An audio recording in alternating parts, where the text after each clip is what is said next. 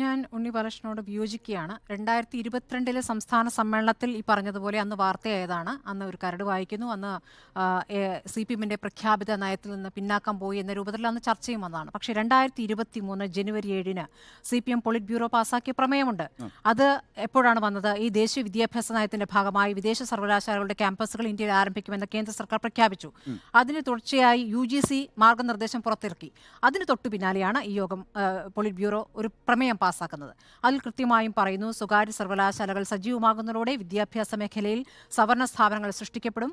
ഉയർന്ന ഫീസ് നൽകാൻ സാധിക്കാത്ത മൂലം ഇതിന്റെ പ്രശ്നങ്ങൾ അനുഭവിക്കാൻ പോകുന്നത് സാമ്പത്തിക പ്രശ്നം നേരിടുന്ന വിദ്യാർത്ഥികളായിരിക്കും.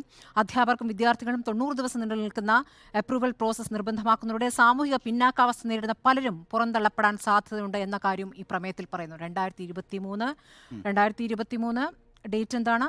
ജനുവരി 7-ന് CPM പോളിറ്റ് ബ്യൂറോയുടെ പ്രമേയം. നോക്കൂ, ഈ ഫെബ്രുവരി 1-ന് ആർ ബിന്ദു മാതൃഭൂമി പത്രത്തിന് നൽകിയ അഭിമുഖം, അതിൽ ഉന്നത വിദ്യാഭ്യാസ മന്ത്രി പറയുന്നത്, വിദേശ സർവകലാശാലകൾ വന്നാൽ വിദ്യാഭ്യാസ രംഗം വാണിജ്യവൽക്കരിക്കപ്പെടും. നന്നായി പ്രവർത്തിക്കുന്നവരാകട്ടെ ഇന്ത്യയിലേക്ക് വരാൻ താല്പര്യപ്പെടില്ല. വരുന്നത് കച്ചവടം നടത്തുന്ന മൂന്നാംകിട സർവകലാശാലകളെ വരാനിടയുള്ളൂ. കച്ചവടം മാത്രമായിരിക്കും ലക്ഷ്യം. വിദ്യാഭ്യാസ രംഗത്തെ കച്ചവടമാക്കാൻ ഉദ്ദേശിക്കുന്നുണ്ടെങ്കിൽ അത് CPM പറയണം. നയം മാറ്റം ഉണ്ടായിട്ടുണ്ട്. സംസ്ഥാനത്തെ CPM-ൽ നയമാറ്റം ഉണ്ടായിട്ടുണ്ട്.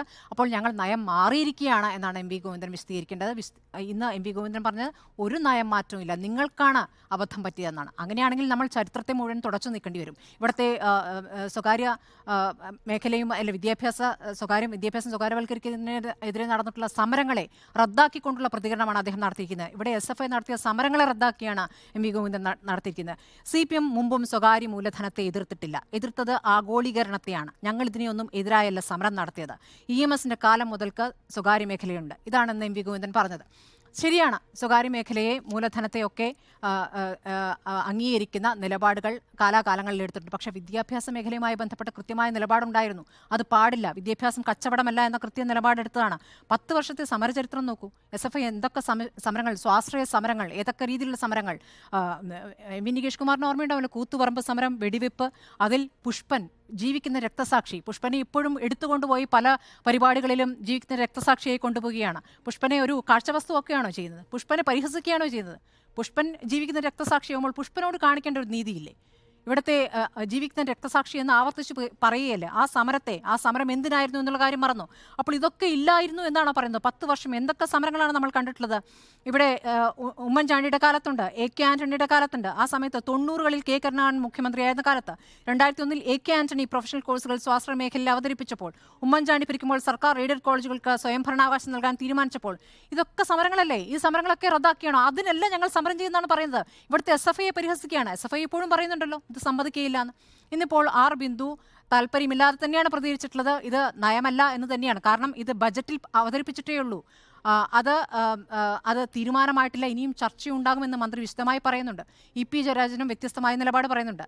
MV ഗോവിന്ദനാണ് അങ്ങനെയല്ല, ഇത് ഞങ്ങളുടെ നിലപാടാണെന്ന് പറയുന്നത്. അപ്പോൾ ഇതുമായി ബന്ധപ്പെട്ട് പോളിറ്റ് ബ്യൂറോയിൽ വിദ്യാഭ്യാസ ചുമതലയുള്ള നീലോൽപൽ ബസുവിൻ്റെ പ്രതികരണം വന്നിട്ടുണ്ടല്ലോ. അദ്ദേഹം പറയുന്നത് CPM-നൊരു നിലപാടുണ്ട്, പാർട്ടി പരിശോധിക്കുമെന്നുള്ളതാണ്. അപ്പോൾ ഈ നയത്തിൽ ഭിന്നത എന്നതിനപ്പുറം നയം മാറുന്നു. ആ നയം മാറുന്നുണ്ടെങ്കിൽ ഞങ്ങളിതാ മാറിയിരിക്കുന്നു. ഇനി ആഗോളീകരണം, സ്വകാര്യ മൂലധനം എന്നുള്ള പ്രസംഗങ്ങളൊന്നും വേണ്ട, അതങ്ങ് നിർത്തിയാൽ മതി. നവ ലിബറൽ നയങ്ങൾ, ആ വാചകങ്ങളൊക്കെ ഒന്ന് പ്രസംഗത്തിൽ നിന്ന് ഒഴിവാക്കി തുടച്ചു നീക്കിക്കൊണ്ടുള്ള പുതിയ തീരുമാനത്തിലേക്ക് വരിക. കാലത്തിനനുസരിച്ച് മാറുന്നു. ഈ കമ്പ്യൂട്ടറുമായി ബന്ധപ്പെട്ടുള്ള കാര്യങ്ങളാണ് പറയുന്നത്. കമ്പ്യൂട്ടറിനെ ഞങ്ങൾ അന്ന് എതിർത്തു. എന്തുകൊണ്ടാണ്? അത് കുറേ പേരുടെ ജോലി നഷ്ടപ്പെടുത്തുമെന്ന് കരുതിയതുകൊണ്ടാണ്. ഇപ്പോൾ ഞങ്ങൾ എതിർക്കുന്നില്ല, കാരണം അത് കാലത്തിനനുസരിച്ച് ഞങ്ങൾ വരുത്തിയ മാറ്റമാണ്. അതുപോലെ പറയാവുന്ന ഒരു വിഷയമാണോ ഇത് എന്നുള്ളൊരു സംശയം അവിടെ നിൽക്കുന്നു. അതൊക്കെ പോട്ടെ, നമുക്ക് അറിയാലോ, TP ശ്രീനിവാസൻ അല്ലേ, അദ്ദേഹത്തിന് മുഖത്തടിച്ചുകൊണ്ടുള്ളൊരു സമരം നടന്നിരുന്നു. ഇവിടെ ഒരു വലിയ പരിപാടി നടക്കുന്ന സമയത്തല്ലേ, സ്വാശ്രയ കോളേജുകളെ ക്ഷണിച്ചുകൊണ്ടുള്ള ആഗോള കോൺഫറൻസ് അല്ലേ, TP ശ്രീനിവാസൻ കുറേ VC-മാർ 9 VC-മാരൊക്കെ പങ്കെടുത്ത പരിപാടിയാണ്. അവിടെ വെച്ച് അദ്ദേഹത്തിന് മുഖത്തടിച്ചുകൊണ്ടാണ് SFI പ്രതിഷേധിച്ചത്. ആ രംഗമൊന്നും ആരും മറന്നിട്ടൊന്നുമില്ല. അതിന് അധിക കാലമായിട്ടില്ല, 8 വർഷം മുമ്പേ ആയിട്ടുള്ളൂ. 8-10 വർഷം മുമ്പത്തെ ചരിത്രത്തെ തുടച്ചു നിൽക്കുമ്പോൾ ഞങ്ങളിതാ നയം മാറ്റിയെന്ന് വിശദീകരിക്കേണ്ടതുണ്ട്. ഭിന്നത എന്നതിനപ്പുറം നയം മാറ്റുമ്പോൾ അത് വിശദീകരിക്കുകയാണ് പാർട്ടി ചെയ്യേണ്ടത്.